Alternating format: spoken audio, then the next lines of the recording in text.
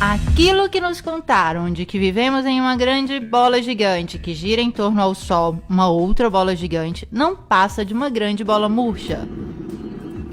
Vamos apresentar agora uma perspectiva diferente. A Terra é plana e parada, contornada de um círculo de gelo que detém os oceanos, de onde se levanta o firmamento e abaixo do qual giram Sol e Lua em órbita circular, muito semelhantes entre si.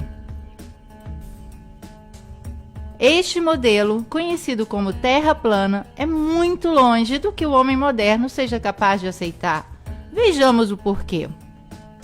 Recentemente, Obama e Hillary Clinton falaram sobre a Terra plana.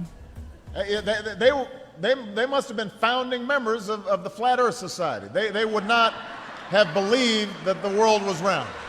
Eles são basicamente os protagonistas atuais da tripulação que durante séculos garantiram o domínio para poucos no mundo. Falaram sobre o assunto, evitando o argumento com método de sátira, tratando de escárnio e descrédito de todos os que ousam a questionar as versões oficiais. Nós, como sempre, permanecemos na estrada que mais poderia definir o erro. Escreve Bacone em Um Novo Órgão, 1620. A verdade se deixa descobrir dos erros mais rápidos do que da confusão. A questão da Terra plana explodiu em 2015, propagando-se por toda a web, em grande velocidade, envolvendo pesquisadores e pessoas comuns. O porquê nos explica Thomas Kuhn no seu mais célebre trabalho, A Estrutura das Revoluções Científicas.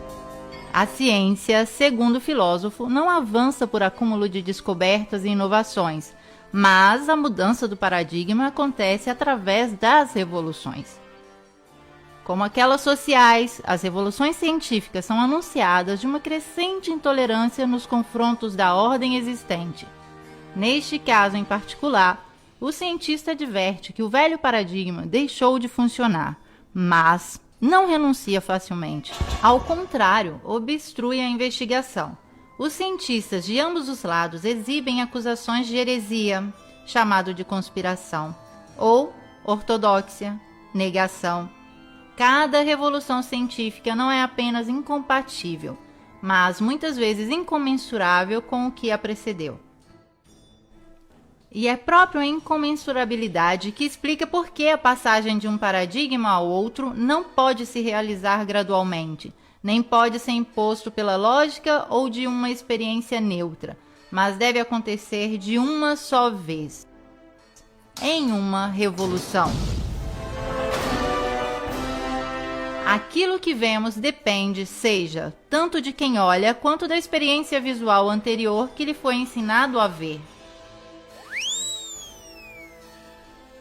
Nossas gerações, ao longo dos séculos, têm o conceito do globo girando, onipresente, como uma única possibilidade de existência para nós. Tudo aquilo que não está dentro desse paradigma está fora de qualquer possibilidade, fora da sociedade, da lógica, do mundo. No entanto, a elite globalista tem o prazer de revelar o modelo da Terra plana. A maçonaria tem de fato a obrigação de revelar a verdade e a fazem através de símbolos e mensagens disseminadas por toda parte. Nos filmes,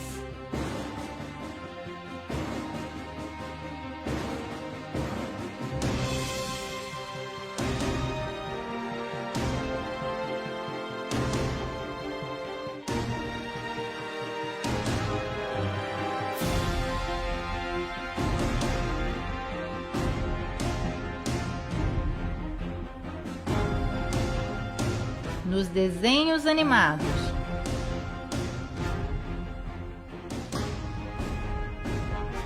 na internet,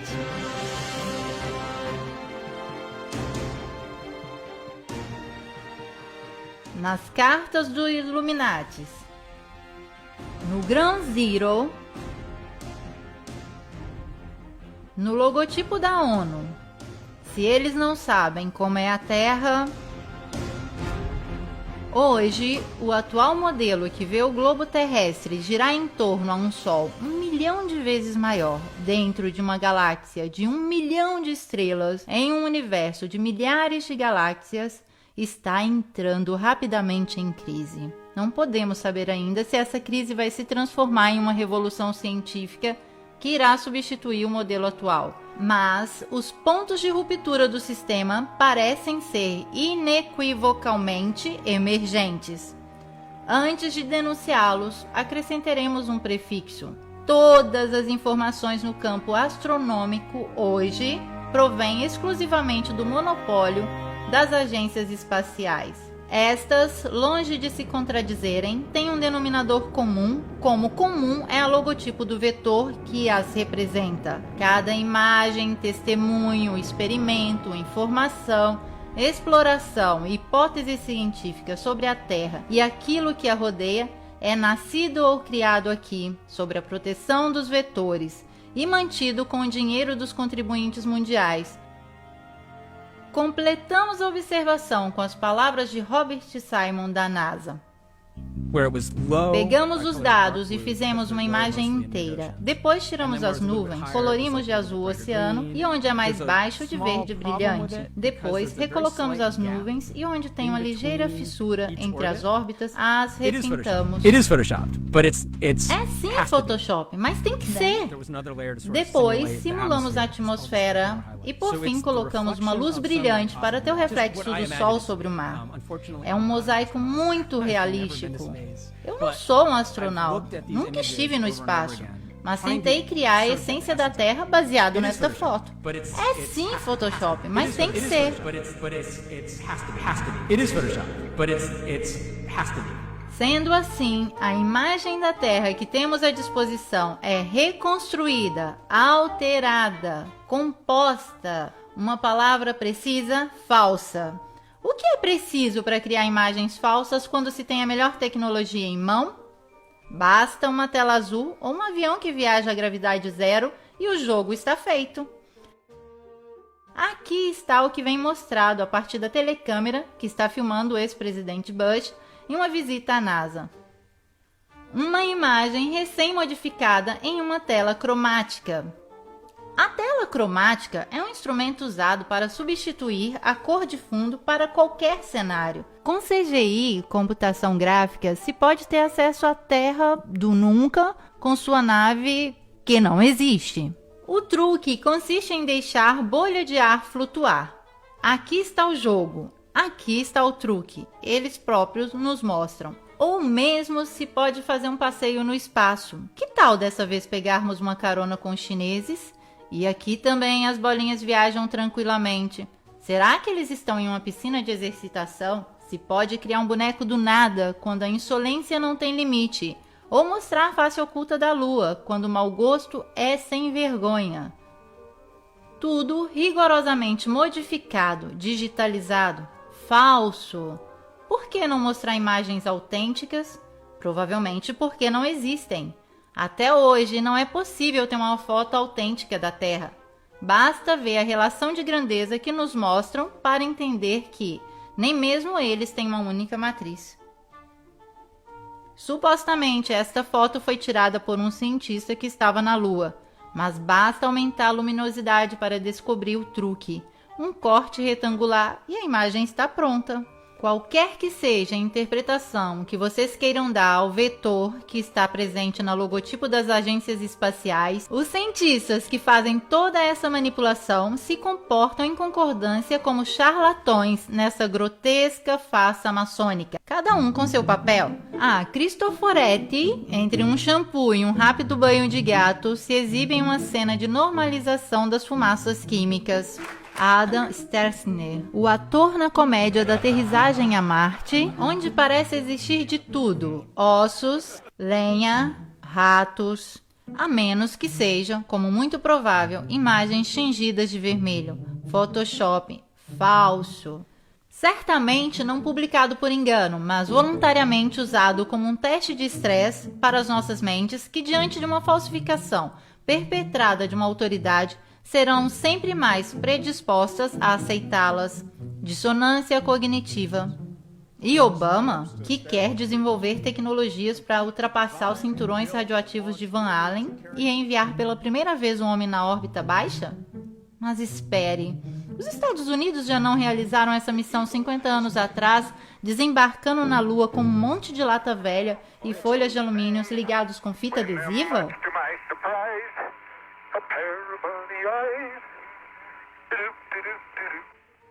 É uma versão assim tão descarada e insolente que ou eles são loucos de criar tudo isso ou nós somos burros de aceitarmos. Ambos. O monopólio das informações bem coordenadas com o mundo da escola, da ciência, da política é milagrosamente capaz de insinuar contradições tão grandes na percepção da realidade de qualquer um que ousar a vê-la. Diz Eric Kubler, o ser humano é um sistema de informações e, de consequência, pode ser curado através da informação. Isso é o que estamos fazendo agora quando falamos da forma da Terra. E aqui está tudo o que não faz sentido no modelo esférico atual.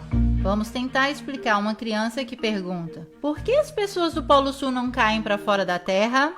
Porque a força de gravidade o mantém preso à Terra, responde a professora. E deste dia em diante a criança não vai mais querer saber de nada do seu antigo, intuitivo, original e sagrada dúvida.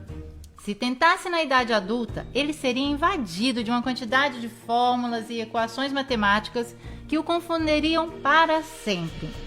A força de gravidade é uma teoria, não uma realidade. Isso já dizia Einstein.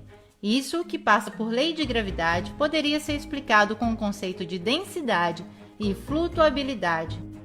Um objeto mais denso que o ar cai. Um menos denso tende a flutuar. Vejamos o que diz Einstein de Nikola Tesla, um dos maiores e nobres gênios de todos os tempos. O que nos diz de ser o homem mais inteligente do mundo? Não sei, você deveria perguntar a Nikola Tesla. Vejamos agora o que diz Tesla sobre a força da gravidade. A relatividade de Einstein é uma maravilhosa vestimenta matemática que fascina e impressiona, tanto que a gente que está cega não consegue ver os erros do fundo. A teoria é como um mendigo vestido com púrpura que as pessoas ignorantes o têm como rei. Seus sustentadores são homens brilhantes, mas são mais metafísicos que cientistas. Escreve o pesquisador Anthony Peck: aquilo que foi etiquetado de forma errada como gravidade é em realidade linhas magnéticas de força. É de fato o universo eletromagnético intuído de Tesla e ocultado com a teoria da gravidade. É o que trabalha secretamente o CERN de Genebra. Ao invés, a nós, nos dizem que a força da atração deveria nos puxar para o núcleo da Terra. Mas quem já viu este núcleo? A profundidade máxima de perfuração realizada pelo homem supera pouco mais de 12 quilômetros, equivale apenas à profundidade da crosta terrestre. Então, do que eles estão falando?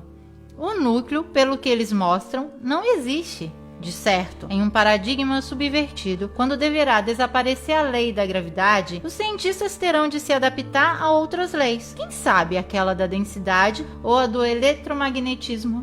E daí, as crianças poderão finalmente ver aqueles homenzinhos cair do Polo Sul. Porque a força da gravidade é somente um instrumento teórico para justificar um impossível arredondamento da superfície terrestre e esconder a verdadeira fisionomia do universo. Querida criança, se te disseram que a Terra é redonda, ok. Mas onde se pode ver? Ninguém sabe. Não olhando o horizonte.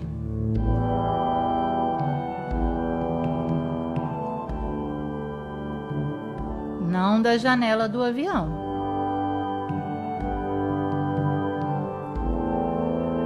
Nem de uma sonda amadora lançada em grande altitude. Como se vê, em todos esses casos a Terra é evidentemente plana, Sim, certo. É possível ver nas imagens modificadas que nos mostram a NASA, mas essas já foram analisadas antes. São tratadas em CGI ou filmadas com lentes deformadoras de olhos de peixe. Aqui está o globo da NASA, que gira com nuvens imóveis. Este é um time-lapse das luzes terrestres com vários efeitos de luzes. Tempestades, aurora boreal, ridículo. Agora, uma Terra filmada com lentes olhos de peixe deformantes GoPro, que permanecem deformadas até a aterrissagem na Terra. Tudo artefato. Onde podemos ver essa curvatura? Não da estação espacial que não existe. Já vimos que é um set de filmagem. Se pode observar um avião que voa, poderia ser um drone, mas as imagens daí são pura ficção. All of that happened in a little town called York, Maine, across the United States from where we're talking to you right now. And all of that happened in a little town called York, Maine, across the United States from where we're talking to you right now. É um truque. Estamos dispostos a acreditar somente se durante uma transmissão ao vivo um astronauta pegasse a câmera e nos fizesse ver a partir da escotilha da nave. Repito, pegar a câmera que está filmando ao vivo, não com aqueles enquadramentos tratados em pós-produção, senão permanecemos sempre no campo da computação gráfica. Devemos ver o globo dos satélites? Qual satélites?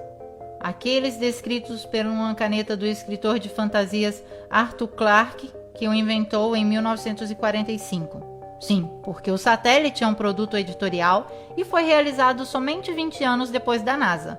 Mas até hoje não temos imagens credíveis da construção de um só satélite, muito menos da estação espacial. Com todos os dados em mão, hoje deveriam existir em órbita cerca de 20 mil satélites, mas ninguém nunca registrou a presença de nenhum, ou mesmo uma possível colisão, ou queda, ou passagem enquanto se observa a Lua. Nunca visto, nem da Terra nem do espaço, excluindo as imagens elaboradas com computação gráfica. Buongiorno, questa è l'ultima foto del nostro cosiddetto satellite sull'Italia. Devemos acreditar que objetos similares podem resistir a uma temperatura da termosfera ou da exosfera até 2000 graus, mas o alumínio se funde a 660. Inaceitável. É mais provável que os satélites sejam resultados da fantasia de um escritor e a mentira de um poder sem escrúpulos que tem lidado com as ilusões há décadas. Em um modelo de paradigma subvertido, talvez possamos ver cair essa selva invisível de satélites. Também porque hoje todas as telecomunicações são realizadas por milhões de quilômetros de cabos de fibra ótica e de antenas de rádio em todos os lugares do nosso território. Verificar a existência de um satélite nos dias de hoje seria muito fácil. Bastaria que girassem o telescópio Hubble, por exemplo, da parte da Terra e nos mostrasse ao vivo o centro de uma cidade americana. Não irão fazer jamais, não podem, porque teriam de colocá-lo em órbita, mas deveriam primeiro criar uma órbita em torno ao globo. Esta, de fato, está em discussão no modelo da Terra plana. Aqui, a Terra não é uma bola que nos contaram. Vejamos então o que é. Melhor, o que poderia ser, uma vez que estamos falando de modelo. Não queremos certamente abandonar o globo terrestre para abraçar a bola de cristal do vidente, mas nos obrigam a franquear a prudência dos detalhes, a coragem da visão. Também porque se cai a ideia do globo, cai também a lei da gravidade do maçom Newton e a evolução do maçom Darwin, que faz com que o homem se sinta um nada em deriva no espaço infinito. O próprio Darwin, indicado no Protocolo dos Sábios de Sião, como uma chave importante para enfraquecer os não-hebreus, programando seus cérebros à falsidade de que tudo é uma coincidência e que somos grãos de poeira sem importância. Agora voltemos para a Terra. Cada objeto que some no horizonte termina embaixo da curvatura terrestre. Isso é o que a ciência ortodoxa diz da boca do pai a uma criança que vê o mar pela primeira vez. Mas não é verdade. Com um zoom óptico, a figura que tinha sumido no horizonte reaparece à nossa vista. Isso simplesmente porque o desaparecimento não é efeito da curvatura, mas do fato que o nosso olho é limitado ao ponto de fuga de nossa perspectiva, sobre o qual um objeto vem progressivamente cancelado do nosso horizonte visível. Se a curvatura da Terra fosse, como dizem, de 8 polegadas por 1 milhão multiplicado pelo quadrado da distância, poderíamos calcular com essa tabela o tamanho da curvatura para cada distância percorrida. Por exemplo, uma distância de 190 km deveria ter uma curvatura de 2.800 metros. Mas se fosse assim, como podemos ver da cidade de Ventimiglia o Monte Cinto, em Córcega, alto 2.700 metros? O ponto de observação é ao nível do mar e a distância entre essa praça de Ventimiglia e a ponta do Monte Cinto é exatamente 190 quilômetros. Se a Terra fosse curva, nós poderíamos ver somente terras mais altas que 2.800 metros. Ao invés, é possível ver toda a silhueta de Córcegas, de cima em baixo, inexplicável para o modelo esférico. E de experiências como esta, a web está cheia. Como é possível esta vista? Antes de acusar os pesquisadores de fazer distração em massa, se deve resolver este problema. As linhas da nossa perspectiva se interceptam no ponto de fuga, formando um triângulo que compreende toda a vista possível para nós. Nós não vemos assim, mas assim. Ao longo do nosso horizonte visual, cada corpo desaparece como faz o Sol. Como fazem esses edifícios que se tornam pequenos e vão diminuindo de acordo que encontram com o nosso horizonte perspectivo, não certamente porque a Terra é esférica. Se o sumiço dos edifícios fosse por causa da curvatura terrestre, não deveríamos vê-los retos, mas inclinados, assim. Mas assim não é. A curvatura, em realidade, não é observável, não é contemplada no mundo real. Os engenheiros da construção sabem muito bem disso. Tanto é que não a mencionam nunca nos cálculos das grandes obras. Um geômetra e engenheiro com mais de 30 anos de experiência publicou na revista Birmingham Weekly: todas as nossas locomotivas são projetadas para funcionarem em cima daquilo que podemos considerar plano. Qualquer coisa que se aproxime de 8 polegadas por milhão e que aumente o quadrado da distância, nenhuma locomotiva jamais criada poderia funcionar. Ainda o engenheiro Winkler foi citado a propósito da curvatura na revista Earth Review, no qual afirmou: como engenheiro com longa experiência, me rendo conta que essa absurda tolerância existe somente nos livros escolásticos. Nenhum engenheiro jamais sonharia em calcular nada desse gênero. Já projetei milhares de ferrovias e canais e este fator não é levado nunca em consideração. Um pequeno canal navegável, digamos de 30 milhas, deveria, segundo a curvatura, ter uma tolerância de 600 pés. Por favor, não digam por aí que nós engenheiros somos assim tão estúpidos. Nada de similar vem calculado. Não nos preocupamos de calcular 600 pés de tolerância, tanto quanto pensamos de arredondar um quadrado. Queremos então constranger um engenheiro a curvar a superfície de um canal? E como poderiam? Vocês são capazes de imaginar qualquer bacia de água com a sua superfície curva? A água não tem uma superfície curva, grita o menino. Não se comporta assim, mas assim. Então, em correspondência com os oceanos, deverá existir imensas varreduras de água no mesmo nível. Ao menos ali a Terra deve ser plana. Mesmo assim, nos propõe o modelo contrário, o oceano curvo. Simplesmente improvável. A física natural da água é aquela de juntar e manter o próprio nível.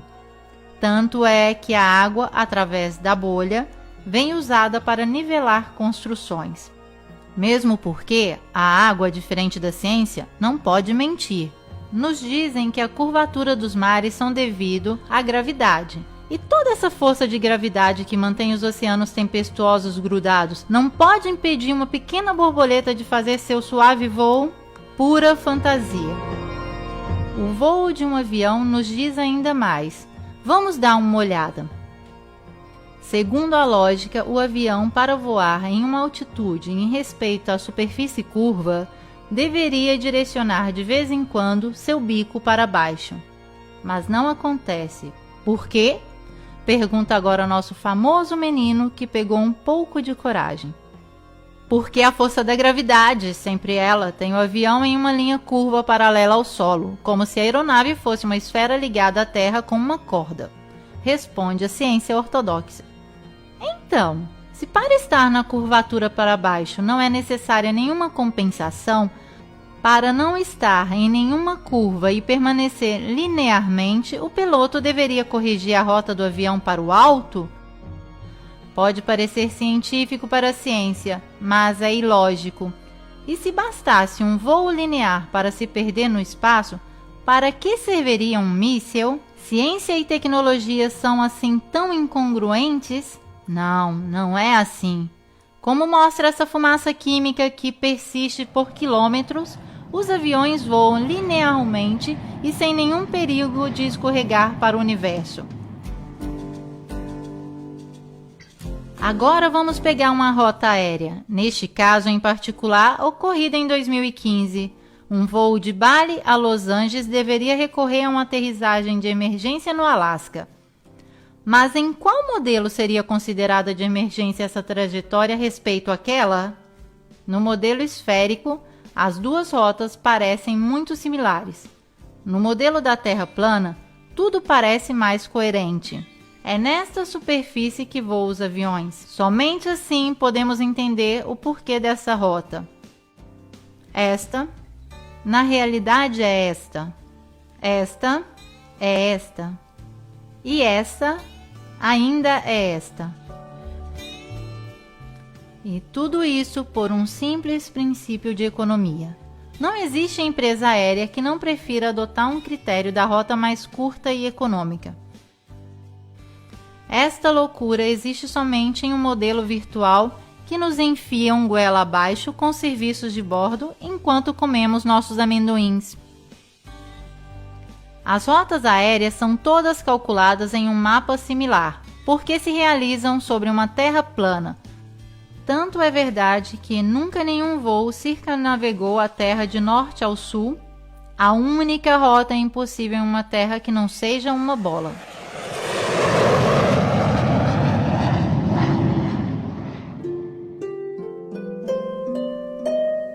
Um modo elegante de explicar a curvatura terrestre é fornecido por Eratóstenes de Cirene, matemático e filósofo que viveu no século III a.C. Agora, nosso menino, que já está virando um rapazinho, insolente e sem muita reverência, se pergunta como é possível que até hoje temos que exumar Eratóstenes para provar um fato assim tão grande como a forma do nosso mundo? Simples, porque estes coveiros têm em mãos apenas um punhado de cinzas. O experimento de Eratóstenes consiste em medir o raio da Terra esférica, que tem somente 5% de diferença do que se considera válido atualmente. Ele observa simplesmente a diferença de sombras projetadas pelo Sol ao meio-dia do holístico de verão nas cidades de Siene e Alexandria do Egito, distante entre elas 5.000 estádios imaginadas no mesmo meridiano. Enquanto em Siene o Sol não projeta sombra ao meio-dia, em Alexandria a sombra da gnomo faz 7,2 graus com a vertical, isto é, 1/50 de ângulo giro. Da qual temos a dedução: a circunferência da Terra deve ser de 50 vezes a distância entre as duas cidades, isso é 25.000 estádios, ou mais ou menos 39.000 quilômetros, aproximadamente os 40.000 quilômetros de circunferências aceitos hoje. Na encenação do filme do pouso na Lua, as sombras dos corpos projetados pelo Sol em uma superfície lunar são divergentes entre si, mesmo estando a poucos metros de distância no plano, então sem necessidade de presumir qualquer curvatura significativa. Mas, se o Sol estava distante cerca de 150 milhões de quilômetros da Lua, sombras de objetos assim tão próximos entre si deveriam ser paralelas. Essas são justificadas por uma iluminação muito próxima. Sabemos que a NASA simulou o pouso na Lua, mas tudo o que podemos observar é como em uma superfície plana, a inclinação das sombras possa variar pelo motivo da proximidade da fonte luminosa. Isto é o que Eratóstenes resolve pressupondo uma curvatura da Terra ao invés de atribuir ao Sol uma distância muito inferior. O modelo da Terra plana realmente descreve um Sol muito mais perto da Terra, como a visão destes raios nos sugere. E se essa é falsificada, como alguns afirmam, da refração atmosférica, significa que também Eratóstenes fez seus cálculos induzidos de um erro do fenômeno da refração. Mas não é assim. A Wikipédia, em seguida, fala de divergências aparentes dos raios crepusculares, invocando o efeito da perspectiva que concentra todas as linhas para o ponto de fuga do horizonte. Mas esta não influencia a percepção da verticalidade das linhas. A perspectiva não funciona assim, mas assim. Porém, nós vemos os raios solares deste modo. Isto significa que a divergência é devida à natureza de uma fonte em todas as direções das luzes que vem de um Sol muito menor e mais próximo do que aquele que nos contam. Sendo assim configurado, o Sol cria sombras divergentes, como essas medidas por Eratóstenes sobre uma distância de 5.000 estádios, mas de uma Terra plana.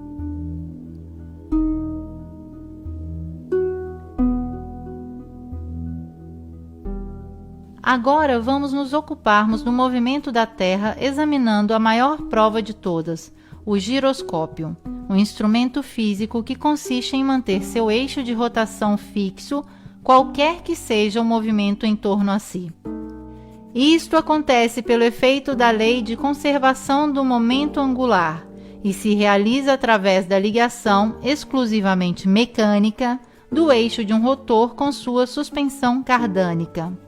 O giroscópio foi utilizado pela primeira vez por Léon Foucault em 1852 para demonstrar o movimento da Terra.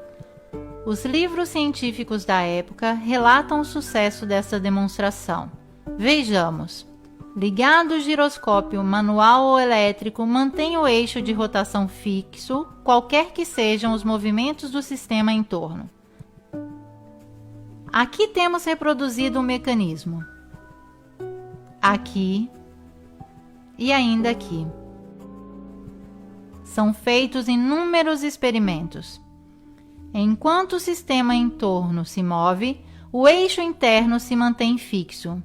Então, o giroscópio pode mostrar o movimento de rotação terrestre. Se a Terra gira 360 graus em 24 horas, o instrumento deverá evidenciar sua linha imóvel sobre uma superfície que se desloca 360 graus, nos dando a prova final, mecânica e inegável de que a Terra está girando. Vejamos. Nada. Imóvel. Parece mesmo que a Terra esteja parada. No entanto, a superfície deveria ter se movido em todas essas horas. Todos os experimentos depois de Foucault têm falhado, mesmo hoje, com giroscópicos menos rudimentares daquele de sua época. Ok, o giroscópio é como a água, não mente. Agora entendemos o quanto a ciência oficial possa modificar as cartas para evitar a perda.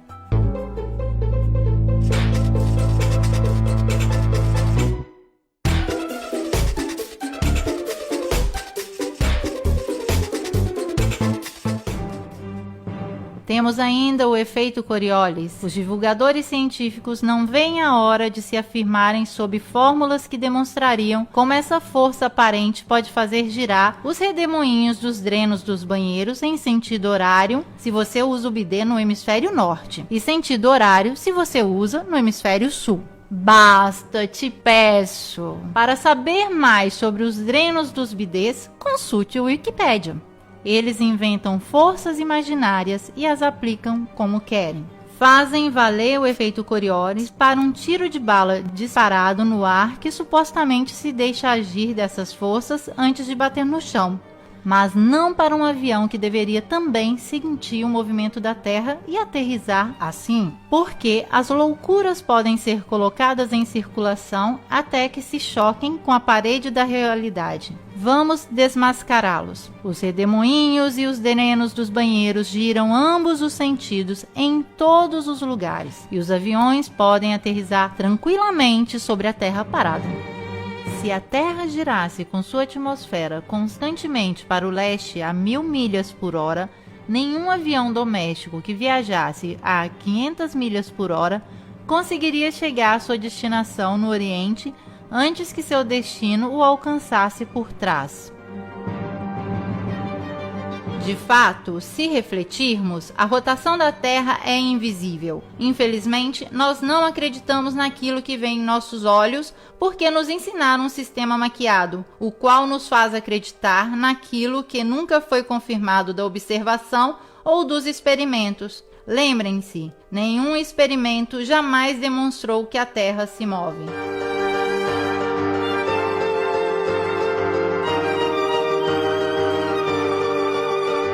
Nosso rapazinho tornou-se irreverente, não suporta mais os enganos das teorias para justificar um mundo que não vê, que não existe, nem mesmo de aparência. Como podemos ilustrar o paradigma com o qual um dia talvez ele tenha que lidar? Se chama Terra plana. Um modelo já descrito pela antiga Babilônia, egípcios, maias, incas, navarros, noruegueses, hindu, pelo budismo, ao Corão e à Bíblia. E a Terra, assim como podemos vê-la, acreditando em nossos olhos, plana e parada, com um polo magnético ao norte que aponta sempre para a estrela polar, um equador entre a linha mediana e um imenso círculo de gelo chamado Antártida, da qual se pensa que possam existir outras terras ou onde se inicia a cúpula do firmamento, o nosso universo. Esta é a volta que fazem as luzes siderais de forma concêntrica em torno à estrela polar. Junto com esta cúpula, Sol e Lua, ambos com um diâmetro hipoteticamente cerca de 50 km, descrevem um modo circular em qual se alternam os dias e as estações, mais quentes ao norte com estreitamento dos movimentos para o polo, ou ao sul, alargando-se o modo para o externo.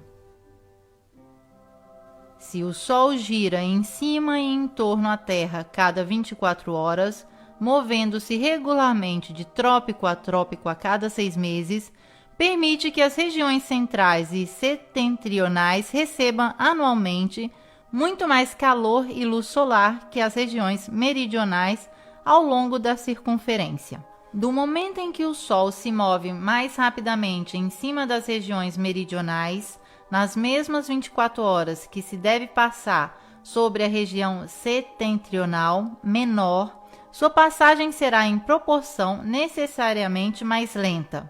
Isso explica perfeitamente as diferenças das temperaturas entre Ártico, menos 30 graus de média, e Antártico, menos 60 graus de média, as diferenças de estações e de duração da luz do dia. A explicação das estações assim formuladas parecem muito mais convincentes do que aquela do modelo esférico. Neste, de fato, as diferenças de estações são causadas da inclinação dos eixos terrestres em respeito aos raios de Sol.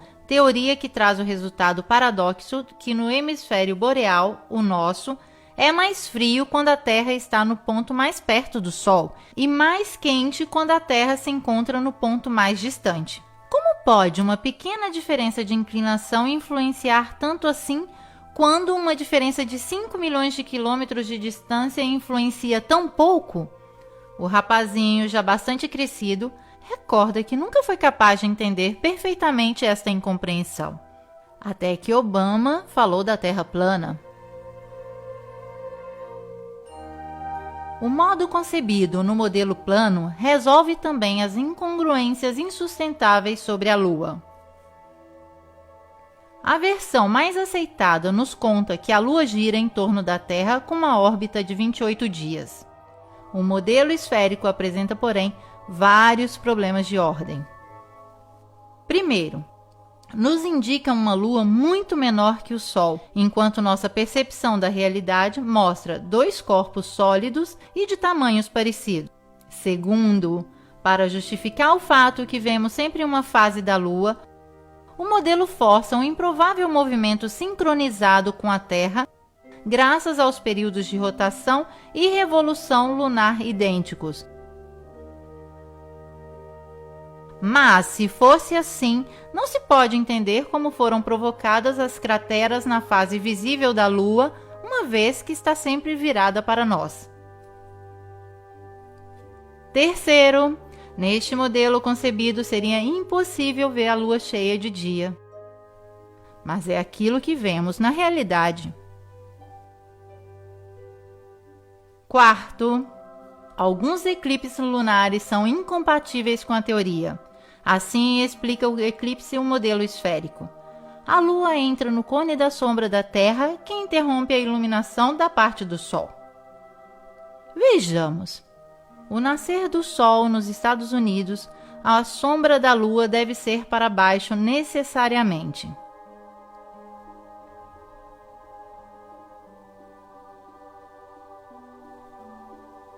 Mas, na realidade, não é assim. Estamos no Novo México, durante o eclipse de 10 de dezembro de 2011.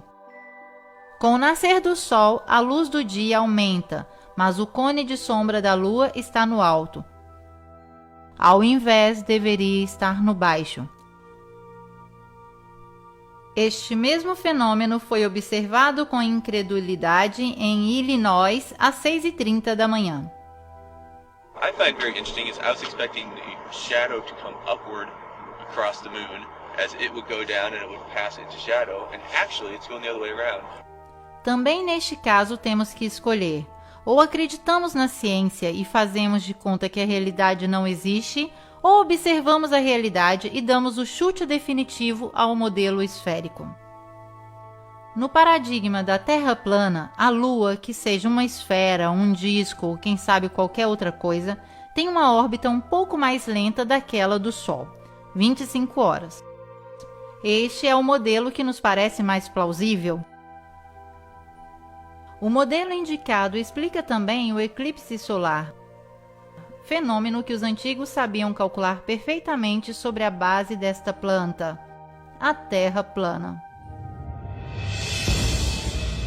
Agora vamos passar para o Sol. Como o nascer do Sol é o seu lento aproximar-se vindo do leste, o pôr do Sol nada mais é que seu desaparecimento no horizonte visível dos nossos olhos. Nenhuma curva o coloca abaixo do horizonte. O Sol simplesmente some do ponto de vista da nossa perspectiva. Ainda uma vez que a observação da realidade nos dá a percepção exata das coisas. Parece de fato evidente que seja o Sol a se aproximar ou se afastar de nós, girando em uma Terra plana que é o centro do universo a nós visível.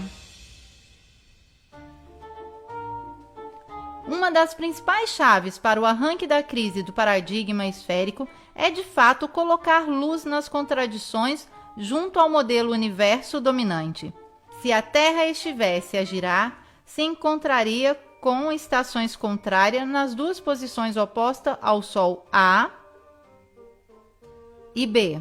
Passando então de um ponto ao outro, devemos observar a inversão dos dias com as noites. Meia-noite de junho deveria se tornar meio-dia em dezembro.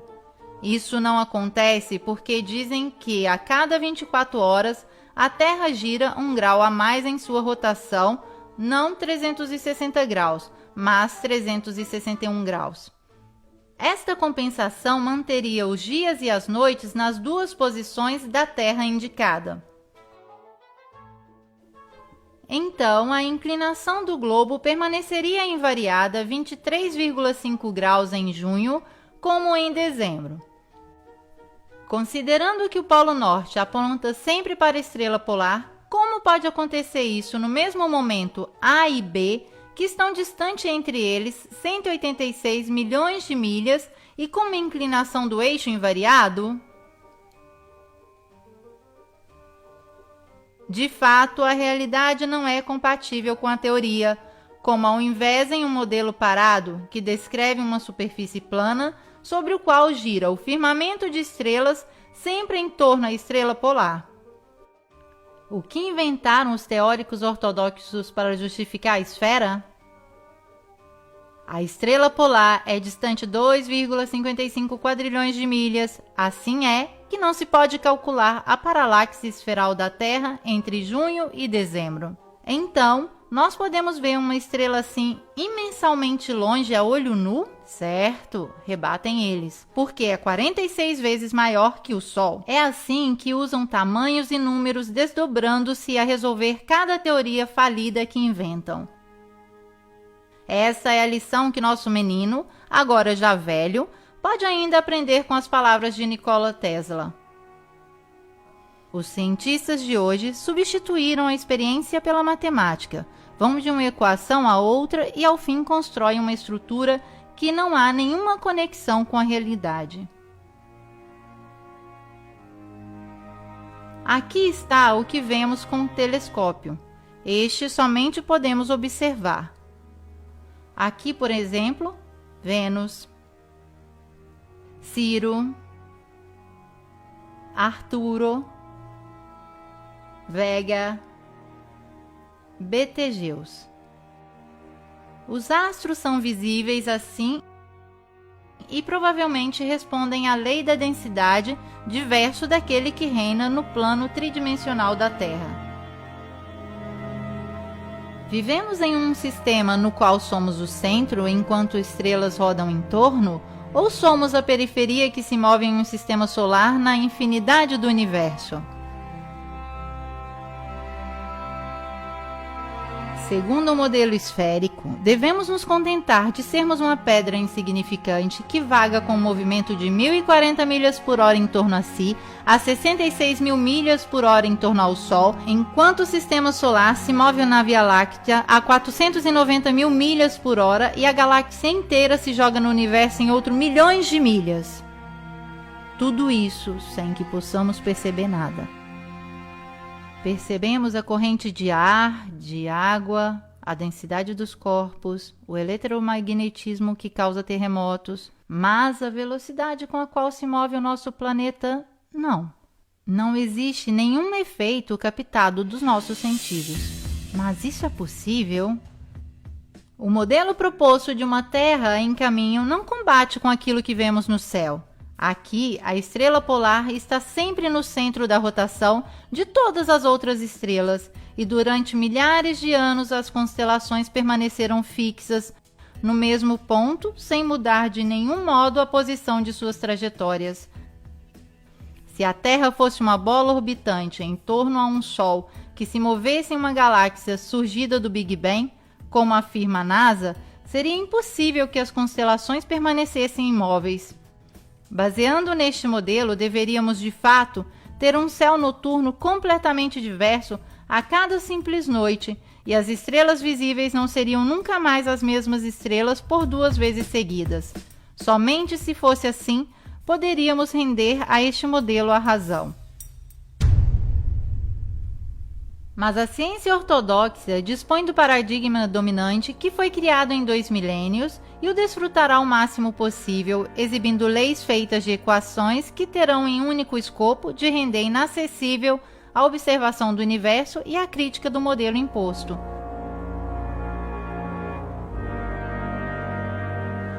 É por isso que depois da exploração do almirante Byrd, que com suas viagens revelou um local desconhecido da cadeia do gelo antártico, surgiu um tratado internacional que fechou este local para qualquer acesso.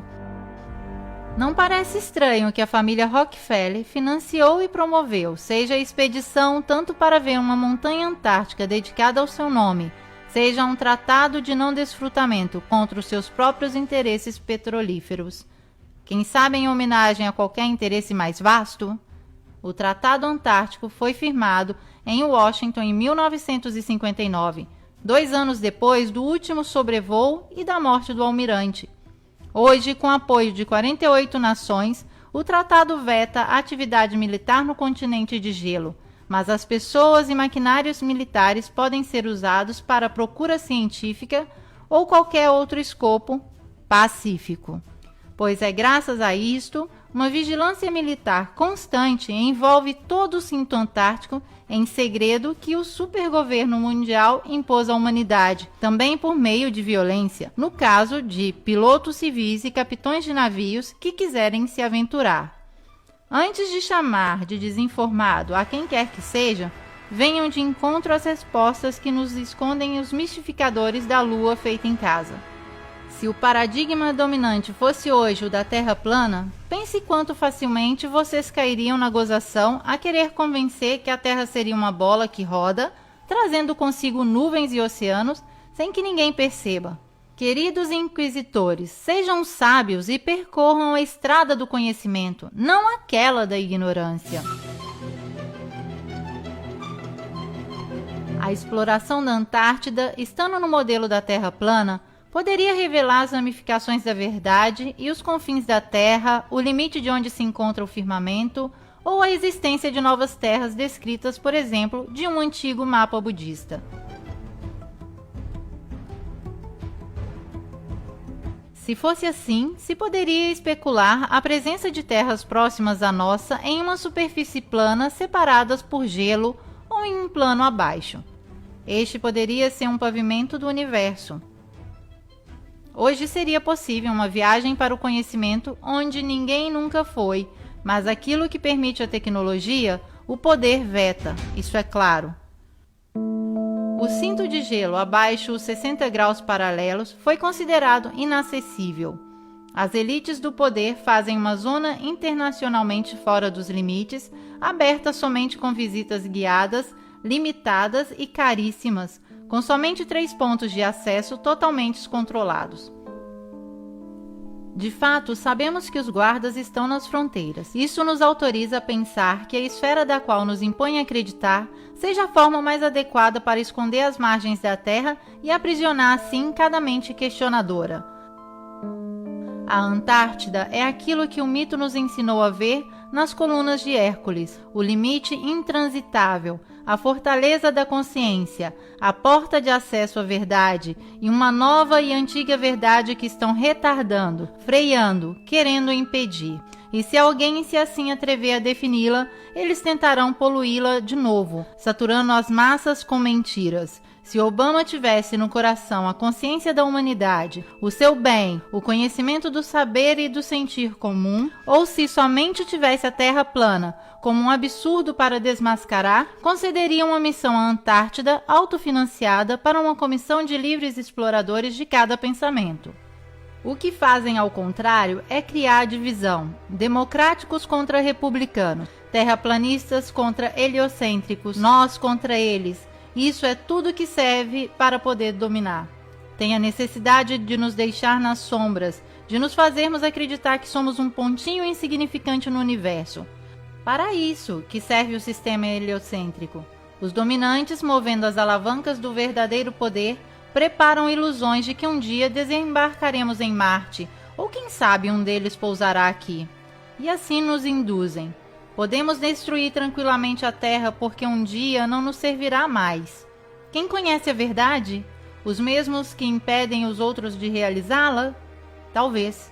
Os jesuítas sempre adoraram o Sol e o vestiram de Cristo, apoiado e gestido como a leva financeira do sionismo mundial e, através das lojas da maçonaria, determinam aquilo que se deve esconder e o que somente a simbologia pode revelar. Neste engano milenar do qual o homem é vítima, nos escondem a coisa fundamental, o porquê nascemos. Eis aqui o porquê nos ocupamos da Terra plana. Descodificar o modelo Terra responde a essa dúvida existencial de cada homem. Em uma síntese extrema, se a Terra é plana, quer dizer que nos enganaram deliberadamente. Se apropriaram do senso da nossa vida, camuflando com imagens sagradas ou profanas que nos dão nas saídas da igreja ou dos shoppings. Removendo a Terra do centro do universo imóvel, esses maçons nos levaram fisicamente e metafisicamente de um lugar de suprema importância a um lugar de completa indiferença a tudo. As suas corporações nos vendem ídolos para adorarmos, que tomam posse lentamente do mundo enquanto nós silenciosamente acreditamos em sua ciência, votando em seus políticos, comprando seus produtos, escutando as suas músicas. Vemos os seus filmes, sacrificando nossa alma sobre seus altares de materialismo. Não falarei do Criador ou em quem acreditar. Antes que venha a acreditar em qualquer coisa que seja, é necessário acreditar em si próprio, retirar a procuração em branco, não confiar em quem impõe a sua credibilidade. Eles afastaram o homem do seu centro para poder estar no trono principal, impondo a imutabilidade para a lei do mais forte. Como todos os enganos, é em vão perguntar quem seriam os cúmplices. Astronautas, pilotos de avião, políticos, cientistas. Certo, o paradigma vencedor é indiscutível se deseja manter o próprio trabalho e a própria reputação social. A estrada percorrível é aquela da consciência e procura pessoal, que devagar se transforma em consciência e procura coletiva. Estaremos abaixo da satirização dos grupos que acreditam no sistema, mas quem tem consciência tem também ombros largos para carregar este peso. Entanto, nós temos rumores que o Vargo Celeste seja impenetrável. Se tem que inventar todo este cinema é porque não pode acessá-lo. Tanto é verdade que os Estados Unidos e a União Soviética o tentaram violar com sucessivas operações. Explosões atômicas realizadas na atmosfera logo depois das últimas descobertas no Antártico. But strangely enough, there's left in the world today an area as big as the United States that's never been seen by a human being. And that's beyond the pole on the other side of the South Pole from Middle America. And I think it's quite astonishing. A elite poderia, então, ter descoberto o firmamento e estaria procurando uma forma de ultrapassá-lo. Mas pode o homem querer destruir a própria casa que o abriga? Podemos deixá-los agir assim impunemente? A ciência, escrava dessa intenção, quer se fazer acreditar que está protegendo e não ocultando a Antártica para os escopos do domínio? Vocês podem ser persuadidos assim tão facilmente? Que outra coisa poderia ser essas incursões destrutivas, senão as tentativas de romper a cúpula e ultrapassar os limites impostos para a vida na Terra? Parece estranho falar de cúpula também para mim, mas se até Hillary Clinton o faz, por que nós também não podemos? Por que não devemos nunca dar voz à sabedoria que tinham os antigos ou a essa impressionante e nítida foto tirada na última missão na Antártica? But we are all standing under a glass ceiling right now. O que é essa barreira impossível de superar? Um material super translucente, campos de força, assim chamadas faixas de Van Allen, afirmam eles. Alguma coisa, seguramente, que nem mesmo um foguete arrisca ultrapassar. 3, 2, 1.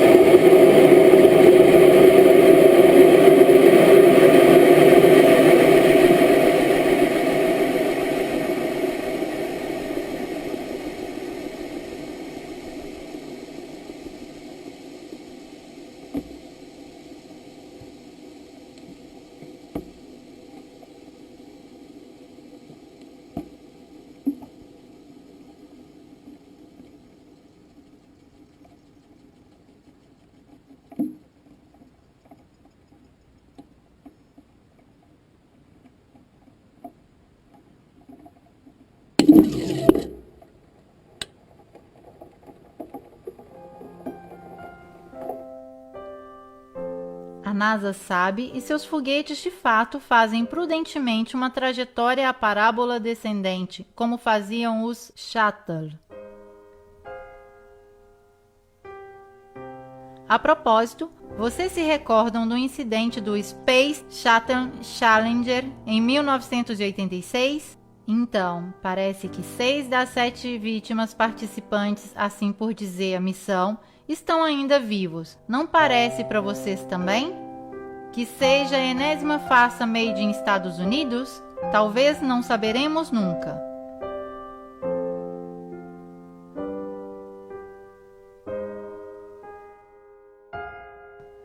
Este documentário não acabará com a revelação de uma verdade em mãos. A verdade que hoje escondem nos é comum também se pensarmos diversamente. Talvez é a nossa grandeza, a importância daquilo que assim cautelosamente a natureza, Mãe Divina, confiou dentro de um firmamento assim infalível, que parece existir como única e grande consciência, uma inteligência que o código divino de Fibonacci parece descrever.